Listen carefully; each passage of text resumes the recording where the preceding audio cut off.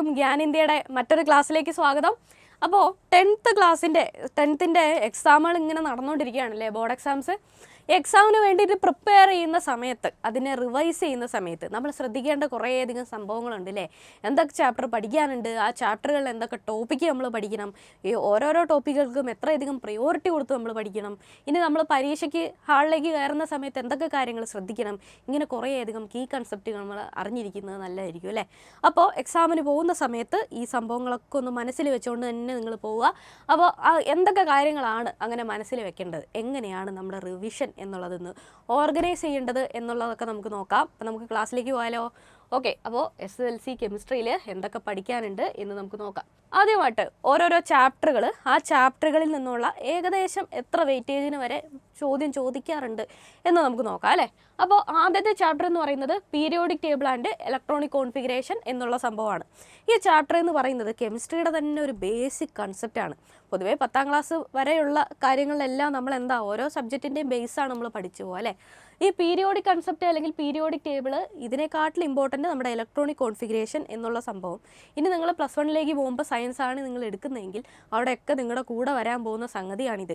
Okay, ഈ ചാപ്റ്ററിൽ നിന്ന് ഏകദേശം 5 മുതൽ 10 വരെ മാർക്കിനാണ് പൊതുവേ ചോദ്യം ചോദിക്കാറുള്ളത്. ഇലക്ട്രോണിക് കോൺഫിഗറേഷൻ എഴുതുക എന്നുള്ളത് വൺസ് നമ്മൾ കൺസെപ്റ്റ് മനസ്സിലാക്കി കഴിഞ്ഞാൽ it's a piece of cake, ഈസിയാണ് നമുക്കത് പഠിക്കാനായിട്ട് അല്ലേ. അപ്പോൾ ഈ ഒരു സംഭവം പഠിച്ചു പോവുക, നമ്മുടെ ഇലക്ട്രോണിക് കോൺഫിഗറേഷൻ എന്നുള്ളത്. അതാണ് ഫസ്റ്റ് ചാപ്റ്റർ. അടുത്ത ചാപ്റ്റർ എന്ന് പറയുന്നത് രണ്ടാമത്തെ chapter gas loss and mall concept എന്നുള്ളതാണ്. ഈ ഒരു ചാപ്റ്ററിലെ ഗ്യാസ് ലോസ് എന്ന് പറയുന്നത് എളുപ്പമുള്ള സംഗതിയാണ് അല്ലേ. നമുക്ക് കുറച്ച് ഗ്യാസ് ലോസ് പഠിക്കാനുണ്ട്. നമ്മുടെ ബോയിൽസ് ലോ ഉണ്ട്, ചാൾസ് ലോ ഉണ്ട്. ഇതൊക്കെ ഭയങ്കര എളുപ്പമുള്ള സാധനമാണ്. എന്താണ്? Volume is directly proportional to temperature at constant pressure. Charles law ആയി. Volume is inversely proportional to pressure at constant temperature. എന്തായി?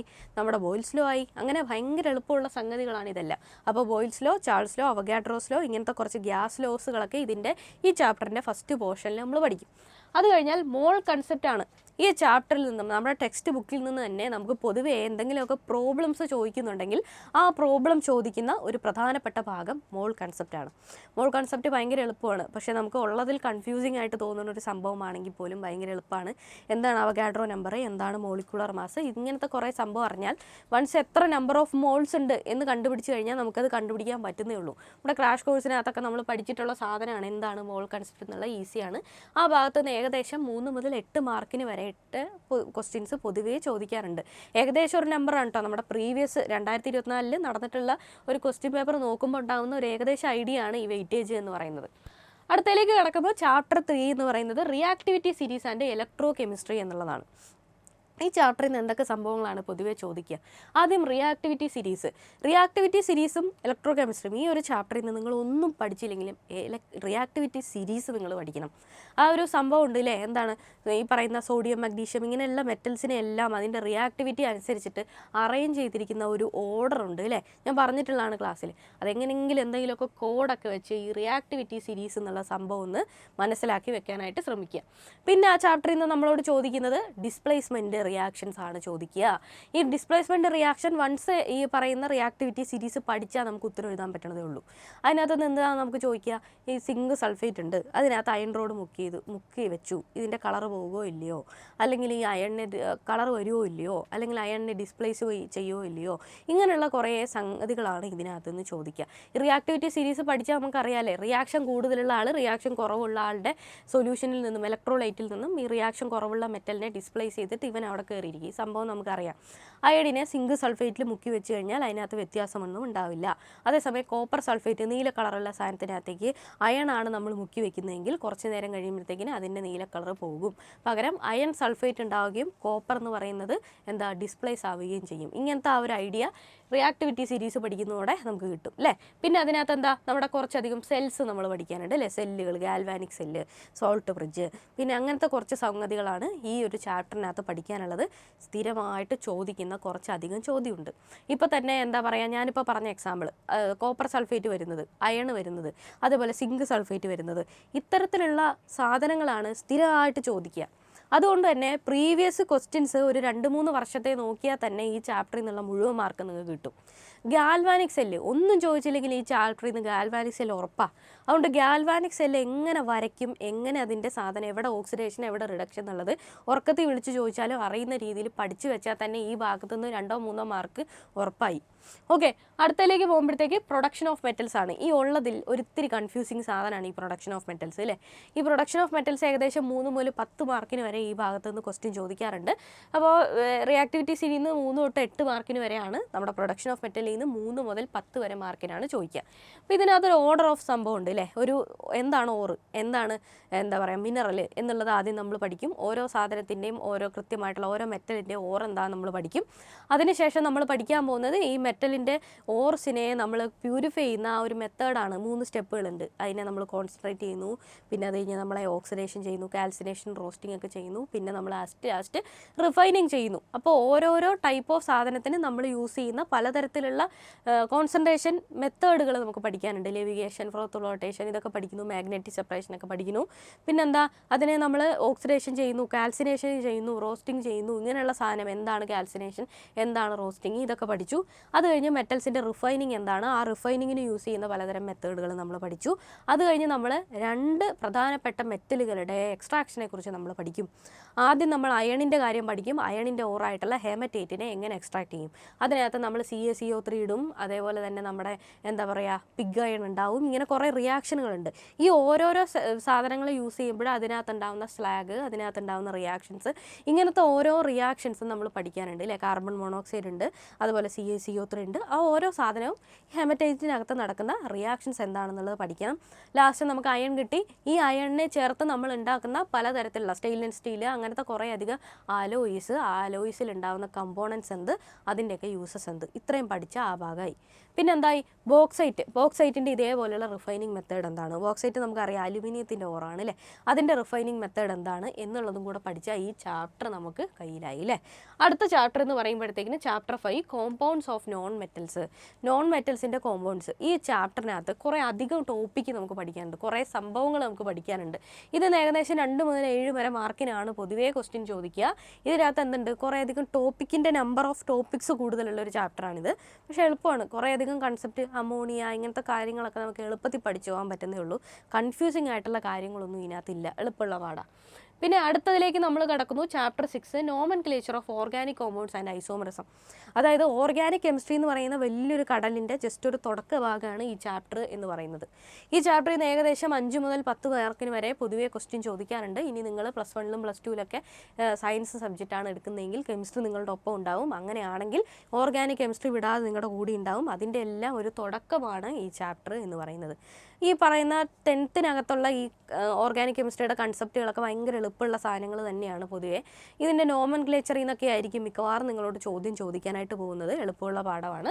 അടുത്ത ചാപ്റ്റർ എന്ന് പറയുന്നത് chemical reaction and organic compounds ആണ്. ചാപ്റ്റർ 7. അതിൽ നിന്ന് ഏകദേശം 3 മുതൽ 8 മാർക്ക് വരെ ചോദിക്കും. ഓർഗാനിക് കെമിസ്ട്രിയിൽ തന്നെ ചെറിയൊരു ചാപ്റ്ററാണ്. ഈ ചാപ്റ്ററിൽ നിന്ന് ഈ പറഞ്ഞ പോലെ ഇത്ര ടോപ്പിക്കേ ഉള്ളൂ, വളരെ കുറച്ച് ടോപ്പിക്കുകളെ ഇതിനകത്തുള്ളൂ.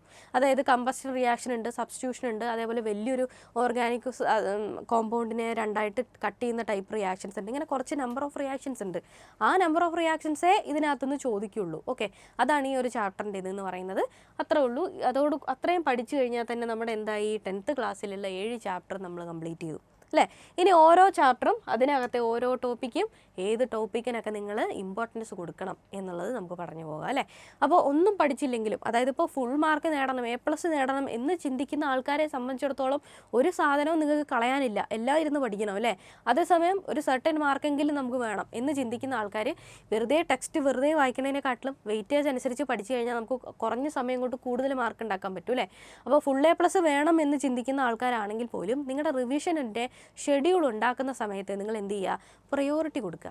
കൂടുതൽ വെയിറ്റേജ് ഉള്ള സാധനം കൂടുതൽ പ്രയോറിറ്റിയോടെ പഠിക്കുക, കുറവ് വെയിറ്റേജ് ഉള്ള സാധനം കുറഞ്ഞ പ്രയോറിറ്റിയോടുകൂടി പഠിക്കുക അല്ലേ. അങ്ങനെ ഒരു ഓർഡർ ഉണ്ടാക്കാനായിട്ട് ശ്രദ്ധിക്കുക. അതേസമയം മീഡിയോക്കറായിട്ട് പഠിക്കുന്ന ആൾക്കാരെ സംബന്ധിച്ചിടത്തോളം നിങ്ങൾ എന്ത് ചെയ്യുക, ഈ കൂടുതൽ വെയിറ്റേജ് ഉള്ള ഭാഗങ്ങൾ കൂടുതൽ കോൺസെൻട്രേറ്റ് ചെയ്ത് പഠിച്ചിട്ട് കുറഞ്ഞ സമയത്തിൽ കൂടുതൽ മാർക്ക് ഉണ്ടാക്കാനായിട്ട് ശ്രദ്ധിക്കുക. ഓക്കെ, അപ്പോൾ ഈ ഭാഗത്ത് ആദ്യത്തെ chapter periodic table and electronic configuration എന്ന് പറയുന്ന ഭാഗമാണ്. ഇതിനകത്തുനിന്ന് എന്താണ് ആദ്യം number of electron in sub shell. ഇത് എളുപ്പമുള്ള ഭാഗമല്ലേ, 2, 8 എന്നുള്ള ആ ഒരു സാധനം ഉണ്ടല്ലോ, ആ ഒരു ഇത് വെച്ചിട്ട് ഓരോരോ ഷെല്ലുകളിലും എത്ര ഇലക്ട്രോൺസ് ഉണ്ട് എന്ന് പറയുന്നേ ഉള്ളൂ. അതിനകത്ത് പഠിക്കാനൊന്നും ഇല്ല അതിൽ. പിന്നെന്താ filling of electrons in sub shell. ഓരോരോ സബ് ഷെല്ലിലും ഉണ്ടാകുന്ന ഇലക്ട്രോണിൻ്റെ ഫില്ലിങ് കുറച്ചധികം റൂൾസ് ഉണ്ട്. ആ റൂൾസ് വെച്ചിട്ട് നമ്മളിങ്ങനെ വരച്ചിട്ട് നമ്മൾ പഠിക്കില്ല. 3Dയിൽ ഫില്ലാവുന്നതിന് മുമ്പ് 4Sൽ ഫില്ലാവും. അങ്ങനത്തെ കുറച്ച് കൺസെപ്റ്റുകൾ ഒരു ആറ്റോമിക് നമ്പർ തന്നു കഴിഞ്ഞാൽ അതിൽ നിന്ന് ഇലക്ട്രോണിക് കോൺഫിഗറേഷൻ എങ്ങനെ എഴുതും എന്നുള്ള ഐഡിയ ആണ് നമ്മൾ ഇവിടുന്ന് ഉണ്ടാക്കേണ്ടത്. അടുത്തതിലേക്ക് പോയി കഴിഞ്ഞാൽ സ്പെഷ്യലായിട്ടുള്ള കുറച്ച് സാധനം, ക്രോമിയത്തിൻ്റെയും കോപ്പറിൻ്റെയും ഒരു സ്പെഷ്യൽ സ്റ്റെബിലിറ്റി ഉണ്ട് അല്ലേ. ക്രോമിയം ഹാഫ് ഫിൽഡ് ആയിട്ടുള്ള ഷെല്ലുണ്ട്, കോപ്പറിലാണെങ്കിൽ കംപ്ലീറ്റ്ലി ഫിൽഡ് ഉണ്ട്. അങ്ങനെ ഉണ്ടാവുന്ന സമയത്ത് അതിലുണ്ടാവുന്ന ആ ഒരു സ്പെഷ്യൽ ആയിട്ടുള്ള ഇലക്ട്രോണിക് കോൺഫിഗറേഷൻ എന്ന് പറയുന്നത്, അതായത് 3D5 എന്ന് പറയുന്ന ഒരു ഇലക്ട്രോണിക് കോൺഫിഗറേഷൻ വന്നാൽ ഇവൻ ഹാഫ് ഫിൽഡായി. അപ്പോൾ എന്ത് ചെയ്യും, 4Sൽ 2 നിറയേണ്ടതിന് പകരം 4Sൽ 1 ആയിട്ട് 3D5 ആയിട്ട് ക്രോമിയം നിൽക്കും. അതേപോലെ തന്നെ കോപ്പറും എന്ത് ചെയ്യും, 4Sൽ ഒരെണ്ണം കുറച്ചിട്ട് 3Dനകത്ത് 9 വരേണ്ടതിന് പകരം 10 ആക്കിയിട്ട് കംപ്ലീറ്റ്ലി ഫിൽഡായിട്ട് നിൽക്കും. അങ്ങനെ ഉണ്ടാകുന്ന അനോമലസ് ആയിട്ടുള്ള ഇലക്ട്രോൺ ഫില്ലിങ് എന്ന് പറയുന്ന കൺസെപ്റ്റ് പഠിക്കണം ഈ ഭാഗത്തുനിന്ന്. പിന്നെ എസ് ബ്ലോക്ക് എലമെൻറ്റ്സ്, അതിൻ്റെ ഇലക്ട്രോൺ ഫില്ലിങ്, അതിൻ്റെ ലാസ്റ്റ് ഷെൽ ഇലക്ട്രോണിക് കോൺഫിഗറേഷൻ നമുക്കറിയാം. S1 to 2 അല്ലേ. എസ് എന്ന് പറയുന്ന സബ് ഓർബിറ്റിലാകെ 1-2 ഇലക്ട്രോൺ അല്ലേ വരൂ, 2 അല്ലേ മാക്സിമം. പിന്നെ അടുത്തത് പി ബ്ലോക്ക് എലമെൻറ്റ്സ്. പി എന്ന് പറയുന്ന സബ് ഷെല്ലിനകത്ത് 6 എണ്ണാണെന്ന് അറിയുക. ഈ പറഞ്ഞ പോലെ ലാസ്റ്റ് ഷെൽ ഇലക്ട്രോണിക് കോൺഫിഗറേഷൻ. ഈ ഭാഗത്തുനിന്ന് നമ്മൾ പഠിക്കേണ്ട സാധനം എന്ന് പറയുന്നത് electronic configuration of last shell തന്നു കഴിഞ്ഞാൽ അതിൽ നിന്ന് ഒരു എലമെൻറ്റിൻ്റെ പിരീഡ് എന്ത്, ഗ്രൂപ്പ് എന്ത്, അതിൻ്റെ ബ്ലോക്ക് എന്ത് എന്നുള്ള സംഗതികളൊക്കെ എഴുതാൻ പറ്റുന്ന ഐഡിയ ഉണ്ടല്ലോ. ഓരോ ഷെല്ലിനും ഓരോന്നുണ്ട് അല്ലേ. അത് കണ്ടുപിടിക്കുക എന്നുള്ളതാണ് ഈ ഭാഗത്തുനിന്ന് നമ്മൾ പഠിക്കേണ്ടത്. അത് കഴിഞ്ഞ് പി ബ്ലോക്കിലേക്ക് കടന്നു. നമുക്കറിയാം പിയിൽ 1 to 6 ആണെന്ന് അതിനകത്ത് നിന്ന് അറിയാം. അതനുസരിച്ചിട്ട് നമ്മൾ പി ബ്ലോക്കിൽ എത്ര എണ്ണം ഉണ്ട് എന്നുള്ളത് നമ്മൾ നോക്കുക. പി ബ്ലോക്കിൽ പി എന്ന് പറയുന്ന സബ് ഷെല്ലിൽ എത്ര ഇലക്ട്രോൺ ലാസ്റ്റ് ഷെല്ലിലുണ്ടോ അതിൻ്റെ കൂടെ 12 കൂട്ടിക്കഴിഞ്ഞാൽ നമുക്ക് ഏതാ ഗ്രൂപ്പ് എന്ന് കിട്ടും. എത്ര ഷെല്ലിൽ ഫില്ലായിട്ടുണ്ട് എന്നുള്ളതനുസരിച്ച് നമുക്ക് പിരീഡ് ആണെന്ന് കിട്ടും. പിയിലാണ് അവസാനിച്ചിരിക്കുന്നതെങ്കിൽ പി ബ്ലോക്കാണെന്ന് നമുക്ക് കിട്ടും. അങ്ങനത്തെ ഐഡിയയിൽ നമ്മൾ ഈ 3 കണ്ടുപിടിക്കാനായിട്ട് പഠിക്കുക. പിന്നെ ഡി ബ്ലോക്കിലേക്ക് കടന്നു. ഡി എന്ന് പറയുന്ന സബ് ഷെല്ലിൽ 1 to 10 ഇലക്ട്രോൺസ് ആണ് ഫില്ലാകുക അല്ലേ. അപ്പോൾ ആ പറയുന്ന ഇലക്ട്രോൺസിൻ്റെ ഇത് വെച്ചിട്ട് ഏത് ബ്ലോക്ക് ഏത് ഗ്രൂപ്പ് എന്നുള്ളതൊക്കെ കണ്ടുപിടിക്കാനായിട്ട് പഠിക്കുക. പിന്നെ എഫ് ബ്ലോക്ക് എന്ന് പറയുമ്പോഴത്തേക്കിന് എന്താ, എഫ് എന്ന് പറയുന്ന സബ് ഷെല്ലിൽ നിറയും. അതെന്ന് പറയുമ്പോൾ ലാന്തനോയിഡ്സും ആക്ടിനോയിഡ്സും ആണ്. നമ്മുടെ പീരിയോഡിക് ടേബിളിൽ നിന്ന് മാറ്റി താഴത്ത് കൊണ്ടുപോയി മാറ്റി വെച്ചിരിക്കുന്ന ഈ ഒരു കുടുംബത്തിൽ പെടാതെ മാറ്റി വെച്ചേക്കുന്ന ആൾക്കാരാണ് നമ്മുടെ എഫ് ബ്ലോക്ക് എന്ന് പറയുന്നത്. അതിലുണ്ടാവുന്ന ഇലക്ട്രോൺ ഫില്ലിങ്, അതിൻ്റെ പ്രത്യേകതകൾ ഒക്കെ പഠിച്ചു കഴിഞ്ഞാൽ എഫ് എന്ന് പറഞ്ഞ സബ് ഷെല്ലിൽ 1 to 14 ആണ് ഫില്ലാവുക അല്ലേ. അപ്പോൾ ഓരോന്നിൻ്റെ ലാസ്റ്റ് ഷെൽ ഇലക്ട്രോണിക് കോൺഫിഗറേഷൻ ഉപയോഗിച്ച് ഗ്രൂപ്പ്, പിരീഡ്, ബ്ലോക്ക് ഒക്കെ എങ്ങനെ കണ്ടുപിടിക്കും എന്നുള്ളത് പഠിച്ചാൽ ഈ ഭാഗം കംപ്ലീറ്റ്.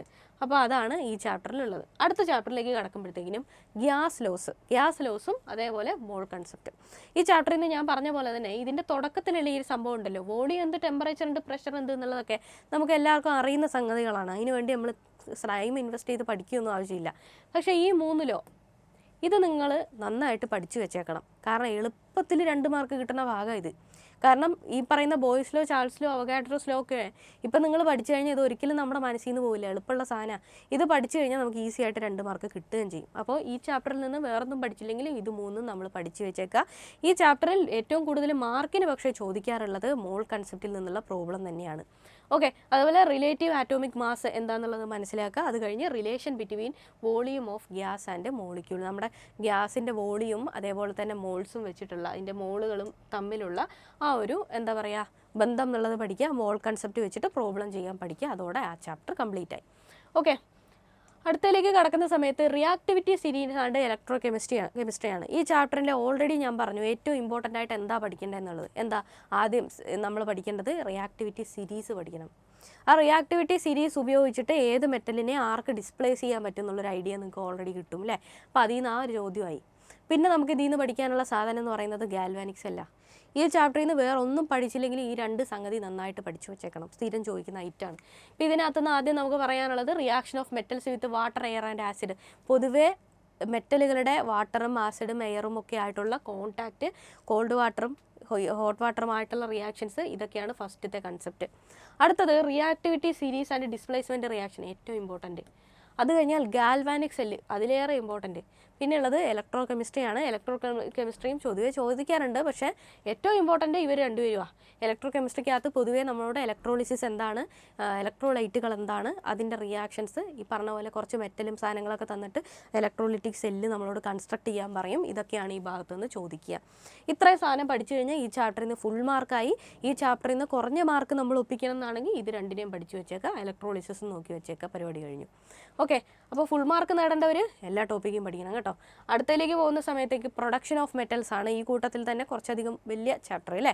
അപ്പോൾ ഇതിനകത്ത് നിന്ന് എന്താ ചോദിക്കുക, ആദ്യം ഓർ ഓഫ് മെറ്റൽ, എന്താണ് ഓറ്, എന്താണ് മിനറൽ എന്നുള്ളൊരു ഐഡിയ, ഓറും മിനറലിലും തമ്മിലുള്ള വ്യത്യാസം എന്ത് എന്നുള്ളത് പഠിച്ചാൽ ഈ ആദ്യത്തെ ആളായി.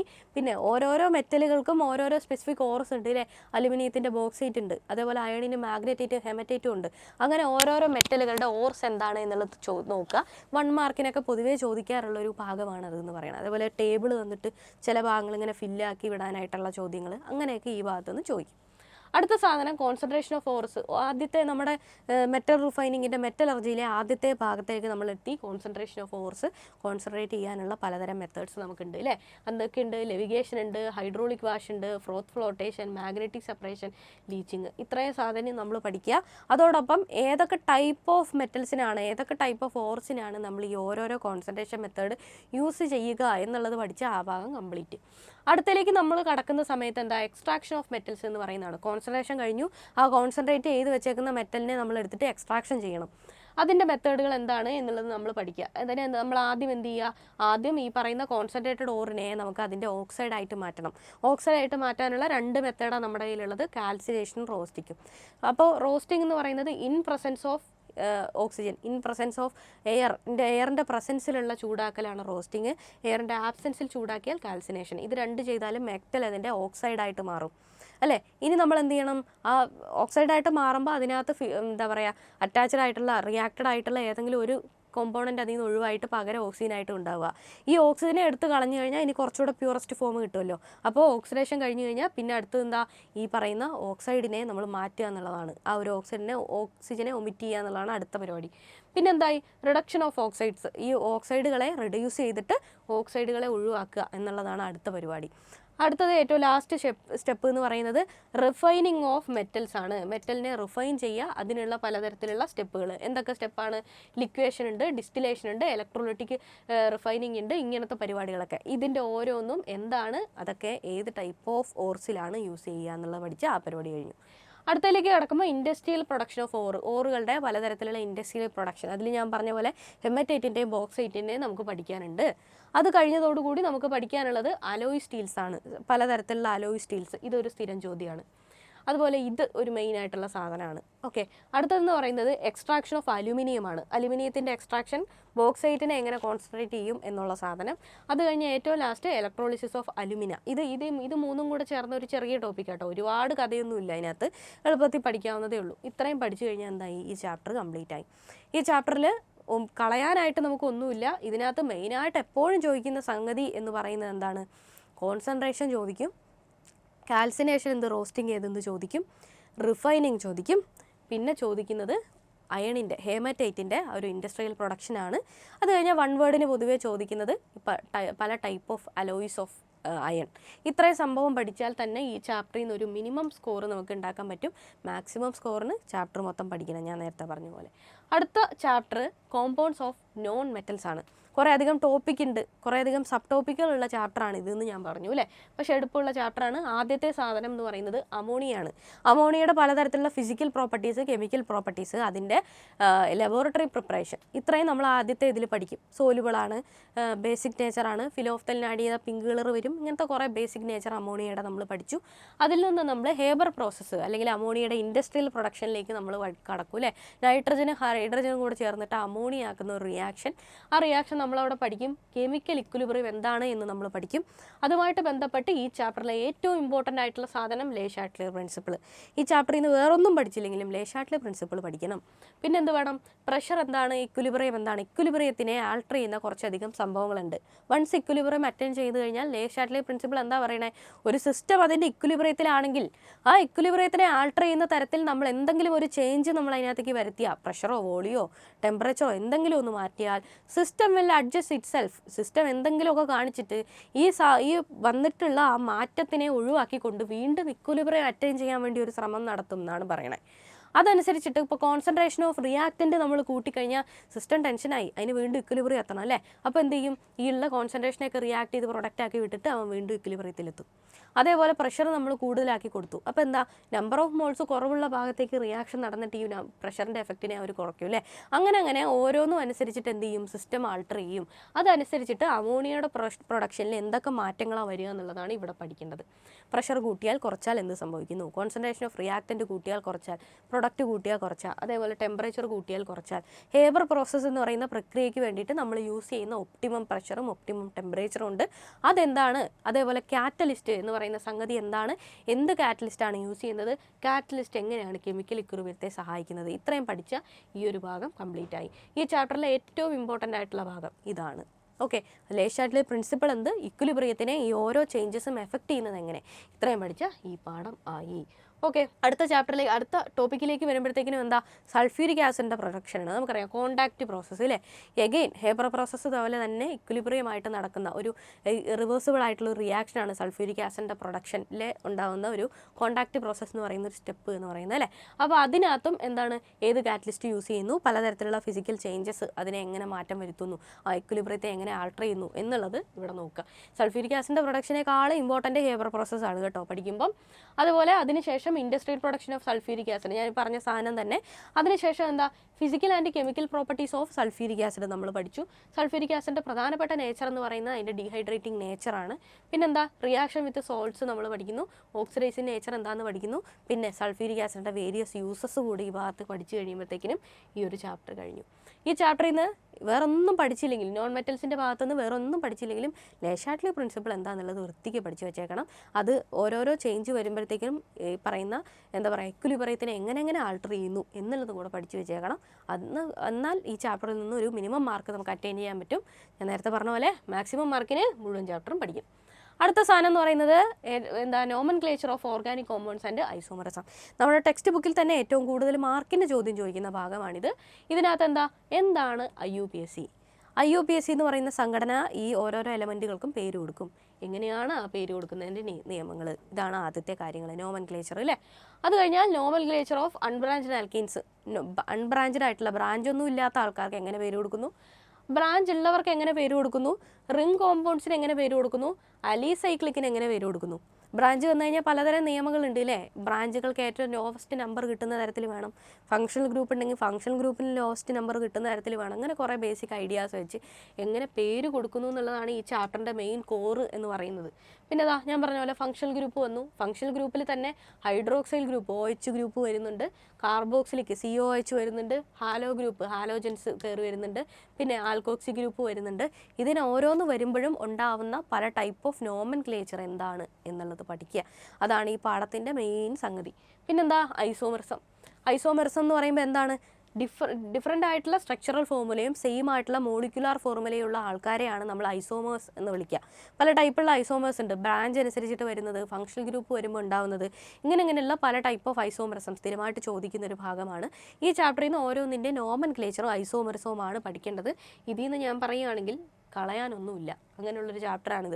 ഇന്നത് പഠിക്കണ്ട എന്ന് പറയാൻ പറ്റില്ല. ഇതിനകത്തുനിന്ന് മിനിമം മാർക്കിനും മാക്സിമം മാർക്കിനും ഒക്കെ ഈ ചാപ്റ്റർ മൊത്തത്തിൽ നമ്മൾ പഠിക്കണം, ഒന്നും ഒഴിവാക്കരുത്. ഇമ്പോർട്ടൻ്റ് ചാപ്റ്ററാണ്. അടുത്ത സാധനം കെമിക്കൽ റിയാക്ഷനാണ്. ഈ chapter chemical reaction of organic compounds ആണ്, ഹൈഡ്രോ കാർബൺസ് ആണ് അല്ലേ. ഈ ചാപ്റ്ററിൽ നിന്ന് ഇന്ന കുറച്ച് ടോപ്പിക്കുകളേ ഉള്ളൂ, സ്പെസിഫിക് ടോപ്പിക്കേ ഉള്ളൂ. അതുകൊണ്ട് നമുക്ക് ഇതിൽ നിന്ന് എന്താ പറയുക, എളുപ്പമാണ് പഠിക്കാൻ അല്ലേ. അപ്പോൾ ഈ ഒരു ചാപ്റ്റർ നോക്കുമ്പോഴത്തേക്കിനും സബ്സ്റ്റിറ്റ്യൂഷൻ റിയാക്ഷൻ ആദ്യത്തേത് പഠിക്കാനുണ്ട് അല്ലേ. അതായത് ഒരു സാധനത്തിനെ ഒഴിവാക്കിയിട്ട്, ഒരു ഫംഗ്ഷണൽ ഗ്രൂപ്പിനെ ഒഴിവാക്കിയിട്ട് അതിനകത്തേക്ക് വേറൊരാൾ കയറി വരുന്നത്, നമ്മുടെ എന്താ പറയുക ഹാലോജൻസ്, നമ്മുടെ ക്ലോറിൻ കയറി വരുന്ന ഒരു റിയാക്ഷൻ നമുക്ക് ആദ്യത്തെ ഇതിൽ പഠിക്കാനുണ്ട്. അതാണ് സബ്സ്റ്റിറ്റ്യൂഷൻ റിയാക്ഷൻ, എളുപ്പമാണ്. അടുത്തത് അഡിഷൻ റിയാക്ഷൻ. ഈ അൺസാച്ചുറേറ്റഡ് ആയിട്ടുള്ള ഹൈഡ്രോ കാർബൺസ് ഉണ്ട്, ഡബിൾ ബോണ്ടുള്ള ആൽക്കീൻസ്, ട്രിപ്പിൾ ബോണ്ടുള്ള ആൽക്കൈൻസ്, ഇതിനകത്തേക്കൊക്കെ എക്സ്ട്രാ ഹൈഡ്രജനോ അല്ലെങ്കിൽ OH ഇങ്ങനെയുള്ള ആൾക്കാരൊക്കെ കയറി വരുന്ന അഡിഷൻ റിയാക്ഷൻസ്. പിന്നെ എന്ന് പറയുന്നത് പോളിമോർഫിസം. അടുത്ത റിയാക്ഷൻ എന്ന് പറയുന്നത് combustion of hydro carbons. Combustion reaction. പിന്നെ കുറച്ചധികം ഓർഗാനിക് കോമ്പൗണ്ടുകൾ, ഇമ്പോർട്ടൻ്റ് ആയിട്ടുള്ള കുറച്ചധികം ഓർഗാനിക് കോമ്പൗണ്ടുകൾ എന്തൊക്കെയാണ്? ആൽക്കഹോൾസ് പഠിക്കാറുണ്ട്, മെത്തനോൾ, എഥനോൾ. മെത്തനോൾ എന്ന് പറയുമ്പോഴത്തേക്കിനും ഒരു കാർബൺ, എഥനോൾ ആകുമ്പോൾ രണ്ടെണ്ണം ഉള്ളത്. ഇതിൻ്റെ രണ്ടിൻ്റെയും ഇൻഡസ്ട്രിയൽ ഇമ്പോർട്ടൻസ്, അതിൻ്റെ ഫിസിക്കൽ പ്രോപ്പർട്ടീസ് അല്ലേ, ഇത്രയും പഠിച്ചു കഴിഞ്ഞാൽ, അതുപോലെ ഡീനേച്ചറൈസേഷൻ ഓഫ് ആൽക്കഹോൾ, ഇത്രയൊക്കെ പഠിച്ചു കഴിഞ്ഞാൽ ഈ ചാപ്റ്റർ കംപ്ലീറ്റ് ആയി. ഇതിൻ്റെ കുറേയധികം കൺസെപ്റ്റുകളായി. പിന്നെ എന്തുണ്ട് ഇതിനകത്ത്? Industrial preparation of ethanol. Ethanol എങ്ങനെയാണ് ഇൻഡസ്ട്രിയലി പ്രിപ്പയർ ചെയ്യുക? കാർബോക്സിലിക് ആസിഡ് എന്താണ്? ഇമ്പോർട്ടൻ്റ് ആയിട്ടുള്ള ഹൈഡ്രോ കാർബൺ ആണ് അല്ലേ കാർബോക്സിലിക് ആസിഡ്, അതിൻ്റെ ഇൻഡസ്ട്രിയൽ പ്രിപ്പറേഷൻ. പിന്നെ എസ്റ്റേഴ്സ്, എസ്റ്ററിഫിക്കേഷൻ റിയാക്ഷൻസ്. പിന്നെ സോപ്പ്, ഡിറ്റർജൻറ്റ്. എളുപ്പമുള്ള സംഗതികളാണ് ഇതെല്ലാം പഠിക്കാൻ. ഈ പാഠമുള്ളതിൽ തന്നെ നമുക്ക് കുറച്ചധികം ഒരു റിലാക്സേഷൻ തരുന്ന ഒരു ചാപ്റ്ററാണ് ഈ ചാപ്റ്റർ എന്ന് പറയുന്നത്. അതോടുകൂടി എന്തായി? നമ്മുടെ ടോപ്പിക്കുകൾ നമുക്ക് കംപ്ലീറ്റ് ആയിട്ടുണ്ട്. ഓക്കെ, അപ്പോൾ നിങ്ങൾ പഠിക്കുന്ന സമയത്ത് ഞാനിപ്പോൾ കുറേ അധികം ഇമ്പോർട്ടൻ്റ് ടോപ്പിക്കുകൾ ഓൾറെഡി പറഞ്ഞു തന്നിട്ടുണ്ട് അല്ലേ. ഇനി ഇത് കൂടാതെ ഒരു കുറുക്ക് വഴി പറയുകയാണെങ്കിൽ, അതായത് ഈ പറഞ്ഞ പോലെ ഞാൻ പറഞ്ഞല്ലോ, ഒരു മിനിമം മാർക്ക് അറ്റൈൻ ചെയ്യണം എന്ന് കരുതി പഠിക്കുന്ന ആൾക്കാർക്കുള്ളൊരു കുറുക്ക് വഴി എന്ന് പറയുന്നത്, നമ്മുടെ കോവിഡ് ടൈമിൽ കുറച്ചധികം ഇമ്പോർട്ടൻ്റ് ടോപ്പിക്കുകൾ പറഞ്ഞിട്ടുണ്ടായിരുന്നു അല്ലേ. അതായത് കോർ ഭാഗം, ഈ ഭാഗത്തുനിന്നേ ക്വസ്റ്റ്യൻ ചോദിക്കുകയുള്ളൂ എന്ന് പറഞ്ഞിട്ടൊരു സർക്കിൾ ഉണ്ടായിരുന്നു അല്ലേ. ആ ഒരു ഇത് വെച്ചിട്ട് ഓരോ ചാപ്റ്ററിനും കുറച്ചധികം ഇമ്പോർട്ടൻ്റ് ആയിട്ടുള്ള കുറേ ഭാഗങ്ങളുണ്ട്. ആ ഭാഗങ്ങൾ എടുത്തിട്ട് ഒന്നും പഠിച്ചില്ലെങ്കിലും ആ സർക്കാർ പറഞ്ഞിട്ടുള്ള ആ ഒരു ടോപ്പിക്കുകൾ മാത്രമെങ്കിലും കവർ ചെയ്ത് നോക്കിക്കഴിഞ്ഞാൽ ഓരോ ചാപ്റ്ററിൽ നിന്ന് നമുക്ക് മിനിമം മാർക്കുകൾ അറ്റൈൻ ചെയ്യാനായിട്ട് പറ്റും. അതാണ് മൊത്തത്തിലുള്ളൊരു ഐഡിയ, ഒരു കുറുക്ക് വഴി എന്ന് പറയുന്നത്. ഞാൻ പറഞ്ഞ പോലെ കൂടുതൽ മാർക്ക് കിട്ടാൻ, A+ കിട്ടാൻ ഒരു സാധനവും കളയാനില്ല, മുഴുവനും നമ്മളിരുന്ന് പഠിക്കണം അല്ലേ. അത് കഴിഞ്ഞു. അടുത്ത കാര്യം എന്ന് പറയുന്നത്, നമ്മൾ റിവിഷനൊക്കെ കഴിഞ്ഞ് പരീക്ഷയ്ക്ക് കയറുമ്പോഴാണ് അടുത്ത പരിപാടി വരുന്നത്. അപ്പോൾ പരീക്ഷയ്ക്ക് കയറുമ്പോഴത്തേക്കിന് നമുക്കറിയാം എന്താണ്, സെക്ഷനുകളായിട്ടായിരിക്കും. ആദ്യം 1 വേർഡിൻ്റെ ചോദിക്കും, പിന്നെ കുറച്ചും കൂടെ മാർക്കിൻ്റെ ചോദിക്കും. അങ്ങനെയാണ് നമ്മുടെ പരീക്ഷ പൊതുവെ ഉണ്ടാവുക. അപ്പോൾ നമ്മുടെ കഴിഞ്ഞ വർഷത്തെ 2024 ക്വസ്റ്റ്യൻ പേപ്പറിൻ്റെ ഒരു അനാലിസിസ് നോക്കുന്ന സമയത്ത് സെക്ഷൻസ് ആയിട്ട് നമ്മൾ നോക്കിയ ആദ്യത്തെ സെക്ഷൻ എന്ന് പറയുന്നത് എന്താണ്? 1 വേർഡ് 1 മാർക്കിൻ്റെ ക്വസ്റ്റ്യൻസ് ആണ് അല്ലേ. അതായത് 5 ചോദ്യം നമ്മൾക്ക് തരും, അതിൽ നിന്ന് നമ്മളോട് പറയും 4 എണ്ണം എഴുതും മക്കളെ എന്ന് പറയും അല്ലേ. അത് ഓരോന്നിനും ഓരോ മാർക്കാണ്. അങ്ങനെ ആ സെക്ഷനിൽ നിന്ന് നമുക്ക് ആകെ 4 മാർക്ക് നമുക്ക് കിട്ടും. 1 വേർഡ് ക്വസ്റ്റ്യൻസ് ആണ് ഇതെല്ലാം. അടുത്ത ഭാഗം എന്ന് പറയുന്നത് B എന്ന് പറയുന്ന സെക്ഷൻ. അതിൽ നിന്നും 5 ചോദ്യം തന്നിട്ട് 4 എണ്ണം എഴുതാൻ നമ്മളോട് പറയും. ഓരോ ചോദ്യത്തിനും 2 മാർക്കുണ്ട്. അങ്ങനെയാണെങ്കിൽ 8 മാർക്ക് നമുക്ക് ആ ഒരു സെക്ഷനിൽ നിന്ന് കിട്ടും. ഇത് 2 സെൻറ്റൻസിൻ്റെ മാർക്കുകൾ, ഉത്തരങ്ങളാണ് നമ്മളവിടെ എഴുതി കൊടുക്കേണ്ടത്. പിന്നെ സെക്ഷൻ C വന്നു. സെക്ഷൻ സിയിൽ 5 ചോദ്യം തരും, അതിൽ നിന്ന് 4 എണ്ണം എഴുതിയാൽ മതി. ഓരോ ചോദ്യത്തിനും എത്ര മാർക്കുണ്ട്? 3 മാർക്കുണ്ട്. അങ്ങനെ 12 മാർക്ക് ഈ ഒരു സെക്ഷൻ C എന്ന് പറയുന്ന ഭാഗത്തു നിന്ന് നമുക്ക് കിട്ടും. ഷോർട്ട് ആൻസറിൻ്റെ ഉത്തരങ്ങളാണ് നമ്മൾ ഈ ഭാഗത്ത് എഴുതേണ്ടത്. അടുത്തതിലേക്ക് ചെല്ലുമ്പോഴത്തേക്ക് D എന്ന് പറയുന്ന സെക്ഷൻ, അവിടെയും 5 ചോദ്യം തന്നിട്ട് 4 എണ്ണം എഴുതാൻ നമ്മളോട് പറയും. പക്ഷേ ഓരോ ചോദ്യത്തിന് ഏകദേശം 4 മാർക്കോളം വരും. അങ്ങനെ ആ ഭാഗത്തു നിന്ന് 16 മാർക്ക് വരും. ഇത് ലോങ് ടു മീഡിയം ആൻസേഴ്സ് ആയിരിക്കും.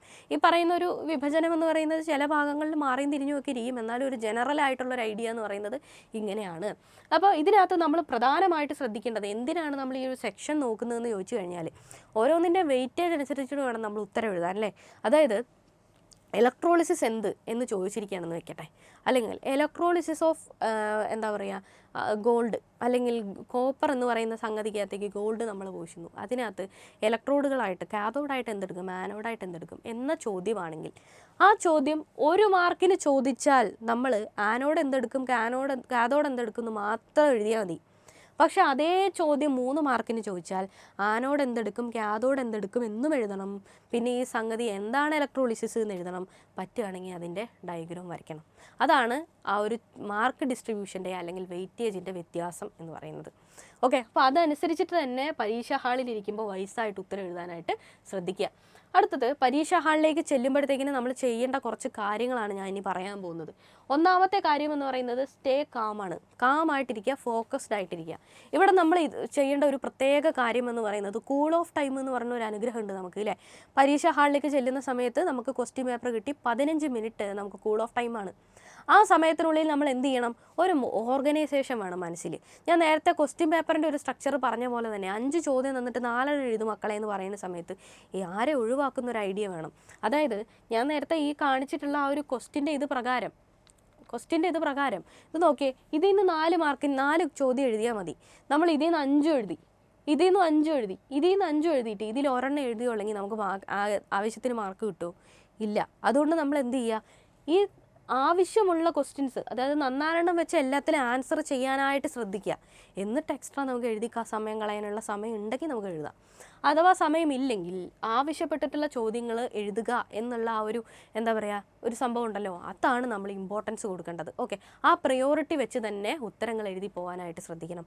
ഓക്കെ, അപ്പോൾ ആ ഒരു തീരുമാനം ഓരോ സെക്ഷനിൽ നിന്നും ഏത് ചോദ്യമാണ് ഞാൻ എഴുതാതിരിക്കുന്നത് എന്നുള്ളത് തീരുമാനിക്കാനുള്ള സമയമാണ് ഈ കൂൾ ഓഫ് ടൈം. ഇനി ക്വസ്റ്റ്യൻസ് നിങ്ങൾക്ക് അറിയില്ല, അല്ലെങ്കിൽ ഞാൻ ഈ ഭാഗം പഠിച്ചിട്ടില്ല, ഇത് ഞാൻ എഴുതുന്നില്ല എന്ന് തീരുമാനിക്കുകയാണെങ്കിൽ ആ ഒരു ടൈപ്പ് ക്വസ്റ്റ്യൻസ്, അല്ലെങ്കിൽ നിങ്ങൾ ഈ സെക്ഷൻ അനുസരിച്ച് നമുക്ക് ഒമിറ്റ് ചെയ്യാൻ ഉദ്ദേശിക്കുന്ന ചോദ്യങ്ങളൊക്കെ ആദ്യം വട്ടമിട്ട് വെക്കുക. അറിയുന്ന ചോദ്യങ്ങൾ അല്ലെങ്കിൽ ഈസി ക്വസ്റ്റ്യൻസ് പ്രയോറിറ്റി കൊടുത്ത് ആദ്യം എഴുതിപ്പോയ ശേഷം ഈ വട്ടമിട്ട് വെച്ചിരിക്കുന്ന ക്വസ്റ്റ്യൻസ് വീണ്ടും റീവിസിറ്റ് ചെയ്യുക, അതിനെ വീണ്ടും നമ്മൾ എഴുതുക. എന്നിട്ട് ഈ ഒമിറ്റ് ചെയ്യാൻ ഉദ്ദേശിക്കുന്ന ചോദ്യങ്ങൾ സമയമില്ലെങ്കിലും നിങ്ങൾ എഴുതാൻ നിൽക്കരുത്. ആ സമയത്ത് നമ്മൾ എന്ത് ചെയ്യുക, ഈ എഴുതിയ ചോദ്യം വീണ്ടും വായിച്ചു നോക്കി ഏതെങ്കിലും പോയിന്റ് വിട്ടു പോയിട്ടുണ്ടോ, ക്വസ്റ്റ്യൻ നമ്പറൊക്കെ കൃത്യമായിട്ട് ഇട്ടിട്ടുണ്ടോ, ഇതൊക്കെ നോക്കേണ്ട സമയമാണ് ഈ പറയുന്ന ഏറ്റവും ലാസ്റ്റ് ടൈം എന്ന് പറയുന്നത്. ഓക്കെ, അപ്പോൾ ആ ഒരു ഫസ്റ്റത്തെ 15 മിനിറ്റ് നിങ്ങൾ എന്ത് ചെയ്യുക, കൂൾ ഓഫ് ടൈമിൽ എന്ത് എഴുതണം, എങ്ങനെ എഴുതണം എന്നുള്ള സ്ട്രക്ചർ ഉണ്ടാക്കാൻ വേണ്ടി യൂസ് ചെയ്യുക. പിന്നെ read the question carefully, question വൃത്തിയായിട്ട് മനസ്സിലാക്കണം, എന്നിട്ട് വേണം ഉത്തരം എഴുതാൻ. ചോദ്യകർത്താവ് എന്താണ് നമ്മളോട് ആവശ്യപ്പെട്ടിരിക്കുന്നത് എന്നുള്ള ഐഡിയ നമുക്ക് ആദ്യം വേണം. അല്ലാതെ അരി എന്തെന്ന് ചോദിക്കുമ്പോഴത്തേക്ക് പയറിനെ പറ്റി നമ്മൾ ഉത്തരം എഴുതരുത്. അതുകൊണ്ട് ചോദ്യം എന്താണ് എന്നുള്ളതനുസരിച്ച് മാത്രം ഉത്തരം എഴുതുക. ഇപ്പോൾ ഉദാഹരണം പറയുകയാണെങ്കിൽ ഗാൽവാനിക് സെൽ എന്ത് എന്ന് ചോദിച്ചാൽ ഗാൽവാനിക് സെൽ എന്ത് എന്ന് മാത്രം എഴുതിയാൽ മതി. What is galvanic cell depict എന്ന് പറഞ്ഞാൽ ചിത്രവും കൂടെ നമ്മൾ വരയ്ക്കണം. ഓക്കെ, അപ്പോൾ അതനുസരിച്ചിട്ട് ചോദ്യം എന്താണെന്നുള്ളതനുസരിച്ച് ഉത്തരം എഴുതുക. ചില ടൈപ്പ് ചോദ്യങ്ങളുണ്ട്, ഈ ഒരു സ്റ്റേറ്റ്മെൻറ്റ് തന്നിട്ട് ഇത് ശരിയോ തെറ്റോ എന്ന് ചോദിക്കും. ഇപ്പോൾ നമ്മളോട് പറയാണ് zinc can displace iron from FeSO4, do you agree, what is the reason. ഇങ്ങനെയാണ് ചോദ്യമെങ്കിൽ ആദ്യം നമ്മൾ പറയണം യെസ് ഓർ നോ, ഡിസ്പ്ലേസ് ചെയ്യാൻ പറ്റുമോ ഇല്ലയോ എന്നുള്ള കാര്യം പറയണം, എന്നിട്ട് നമ്മൾ കാരണം പറയണം.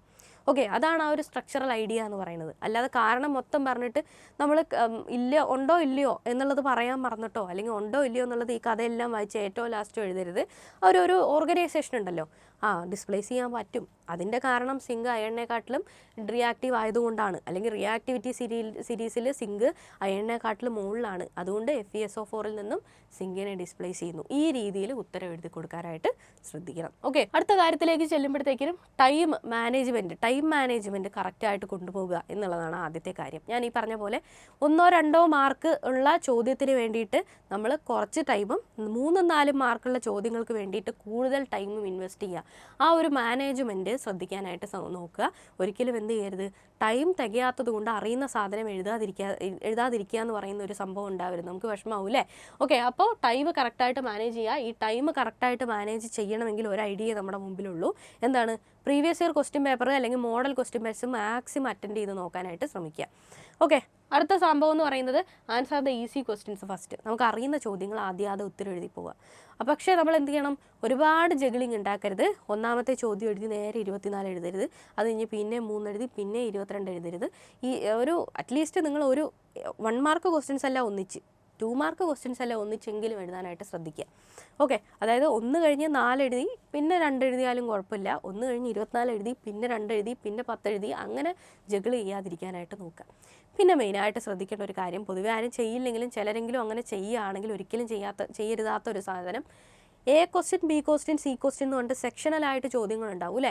ഈ ഈസി ക്വസ്റ്റ്യൻസ് ആദ്യം അറ്റൻഡ് ചെയ്യണമല്ലോ എന്ന് കരുതിയിട്ട് ഒന്നാമത്തെ ചോദ്യത്തിൻ്റെ A ക്വസ്റ്റ്യൻ എഴുതി, രണ്ടാമത്തെ ക്വസ്റ്റ്യൻ്റെ A ക്വസ്റ്റ്യൻ എഴുതിയിട്ട് പിന്നെ 1 എഴുതി B എന്ന് കൊടുത്തിട്ട് ഉത്തരം എഴുതരുത്. ഓരോ സെക്ഷൻസും ഒന്നിച്ച് തന്നെ എഴുതണം. ഒന്നാമത്തെ ചോദ്യം നമ്മൾ അറ്റൻഡ് ചെയ്യാൻ തുടങ്ങിയാൽ അതിൻ്റെ ABC ഒന്നിച്ച് തന്നെ നമ്മൾ എഴുതണം. ഇനി അഥവാ അത് അറിയില്ലെങ്കിൽ അവിടെ സ്ഥലം വിട്ടാൽ മതി, ലാസ്റ്റ് കൊണ്ടുവന്ന് നമ്മൾ ഫില്ല് ചെയ്താൽ മതി. ഒരിക്കലും ഈ സബ് ക്വസ്റ്റ്യൻസിനെ ജഗിൾ ചെയ്യരുത്. 1 A എന്ന് എഴുതിയിട്ട് അവിടെ ഉത്തരം എഴുതിയിട്ട് കുറേ കഴിഞ്ഞിട്ട് 1 B എന്ന് പറഞ്ഞിട്ട് വീണ്ടും അതിൻ്റെ B ക്വസ്റ്റ്യൻ എഴുതരുത്. ഓക്കെ, അടുത്ത കാര്യം എന്ന് പറയുന്നത് റിവ്യൂ ഓർ ആൻസേഴ്സ് നന്നായിട്ടൊന്ന് റിവ്യൂ ചെയ്ത് നോക്കുക. ലാസ്റ്റ് നമുക്ക് സമയം കിട്ടും മിക്കവാറും. അങ്ങനെ സമയം കിട്ടുകയാണെങ്കിൽ ആൻസർ റിവ്യൂ ചെയ്യുക. അവിടെ നോക്കേണ്ട ഒന്നാമത്തെ പോയിന്റ് എന്ന് പറയുന്നത് ക്വസ്റ്റ്യൻ നമ്പർ കൃത്യമായിട്ട് എഴുതിയിട്ടുണ്ടോ എന്നുള്ളത് കൃത്യമായിട്ട് നോക്കണം. അതേപോലെ തന്നെ ബോർഡ് എക്സാം ആണ്, അഡീഷണൽ ഷീറ്റിൻ്റെ നമ്പർ കൃത്യമായിട്ട് എഴുതിയിട്ടുണ്ടോ എന്ന് നോക്കണം. നമ്മുടെ രജിസ്റ്റർ നമ്പർ എഴുതിയിട്ടുണ്ടോ നോക്കണം. അങ്ങനെ ആ ഒരു ഫ്രണ്ട് പേജ് ഉണ്ടല്ലോ, അത് കറക്റ്റായിട്ടാണോ ഫില്ല് ചെയ്തേക്കുന്നത് എന്നുള്ള കാര്യങ്ങളൊക്കെ നോക്കേണ്ട ഒരു ടൈമാണ് ലാസ്റ്റത്തെ ടൈം എന്ന് പറയുന്നത്. പിന്നെ ഇതിൽ നിന്നുള്ളൊരു കീ പോയിന്റ്സ് ഞാൻ പറയുകയാണെങ്കിൽ, ആദ്യം ചെക്ക് യുവർ ക്വസ്റ്റ്യൻ നമ്പർ എഴുതിയിട്ടുണ്ടോ എന്നുള്ളത് ഇമ്പോർട്ടൻ്റ് ആയ സംഗതി, ഒരിക്കലും വിട്ട് കളയരുത് കേട്ടോ, അത് നോക്കുക. പിന്നെ യൂസ് കറക്റ്റ് ആൻസർ ഫോർമാറ്റ്, നമ്മൾ ആവശ്യമുള്ള ആൻസർ ഫോർമാറ്റ് തന്നെ എഴുതുക. ചിത്രം വരയ്ക്കാൻ പറഞ്ഞാൽ ചിത്രം വരയ്ക്കണം, ഫ്ലോ ചാർട്ട് വരയ്ക്കാൻ പറഞ്ഞാൽ ഫ്ലോ ചാർട്ട് വരയ്ക്കണം, എക്സ്പ്ലെയിൻ ചെയ്യാൻ പറഞ്ഞാൽ എക്സ്പ്ലെയിൻ ചെയ്യണം. ആ രീതിയിൽ തന്നെ ഉത്തരം എഴുതിയിട്ടുണ്ടോ നോക്കുക. ഫിൽ ഇൻ ദ ബ്ലാങ്ക്സ് ആണ് എന്നുണ്ടെങ്കിൽ ഫിൽ ദ ബ്ലാങ്ക്സിൻ്റെ ആ സാധനം വരച്ചിട്ട് വരയ്ക്കുക. പെട്ടി കംപ്ലീറ്റ് ചെയ്യാനാണെങ്കിൽ ആ പെട്ടി വരച്ചിട്ട് ഉത്തരം എഴുതുക. അങ്ങനെയുള്ള സംഗതികളൊക്കെ കറക്റ്റായിട്ടാണോ കൊടുത്തേക്കുന്നത് നോക്കുക. ഒന്നാമത്തെ ചോദ്യം അല്ല 2 എന്ന് എഴുതിയിട്ട് ABC എന്ന് ഉത്തരമുണ്ടെങ്കിൽ ABC എന്ന് എഴുതിയിട്ടുണ്ടോ എന്ന് നോക്കുക. എന്നെഴുതി B വിട്ട് കളഞ്ഞിട്ട് C എഴുതുക, അല്ലെങ്കിൽ ABC എന്നുള്ളത് വിട്ട് കളഞ്ഞിട്ട് 1 എന്നെഴുതി ഉത്തരങ്ങൾ ഇങ്ങനെ നിരത്തി എഴുതുക. അങ്ങനെയൊന്നും ചെയ്യരുത്. സബ് ക്വസ്റ്റിൻ്റെ ആ ഒരു I 2I ഇങ്ങനെയൊക്കെ ആണെങ്കിൽ ആ നെറ്റേഴ്സും സാധനങ്ങളും ഒക്കെ എഴുതി ABC ഒക്കെ ഉണ്ടോ എന്ന് നോക്കുക. പിന്നെ keep your answers within the designated space. ഈ ഒരു കാര്യത്തിൽ നിങ്ങൾ ശ്രദ്ധിക്കുക. 2 മാർക്കിൻ്റെ ഒരു ചോദ്യത്തിന് നിങ്ങൾക്ക് ഒരുപാട് കാര്യം അറിയുന്നു വെച്ചോ, പക്ഷേ ഒരിക്കലും 2 മാർക്കിൻ്റെ ചോദ്യത്തിൽ നമ്മൾ 1.5 പേജ് എസ്സേ എഴുതരുത്. കാരണം 4 മാർക്കിൻ്റെ എഴുതാനുള്ള ടൈമാണ് നമ്മളവിടെ കളഞ്ഞുകൊണ്ടിരിക്കുന്നത്. അങ്ങനെ ആവശ്യമുള്ളത്രയും സ്പേസ് മാത്രം കൺസ്യൂം ചെയ്യുന്ന തരത്തിൽ ഉത്തരം എഴുതുക. അടുത്ത കാര്യം പറയുന്നത് റേറ്റ് അക്കോർഡിംഗ് ടു ദ വെയിറ്റേജിനനുസരിച്ചിട്ട് ഉത്തരം എഴുതുക. ഞാൻ പറഞ്ഞ പോലെ തന്നെ 4 മാർക്കിൻ്റെ ചോദ്യത്തിന് കൂടുതലും 2 മാർക്കിൻ്റെ കുറവ് എഴുതുക. ഓക്കെ, ഫ്ലോ ചാർട്ടോ എന്താ പറയുക ചിത്രങ്ങളോ എന്തെങ്കിലുമൊക്കെ ഇല്ലുസ്ട്രേഷനോ ഒക്കെ യൂസ് ചെയ്ത് 3 മാർക്കിൻ്റെയും 4 മാർക്കിൻ്റെ ഒക്കെ ചോദ്യങ്ങൾ നമുക്ക് എന്ത് ചെയ്യാം, എക്സ്പ്ലെയിൻ ചെയ്യാം. പക്ഷേ 1 വേർഡിൻ്റെ ക്വസ്റ്റ്യനൊന്നും അത്രയും എഫേർട്ട് നമ്മൾ ഇടരുത്.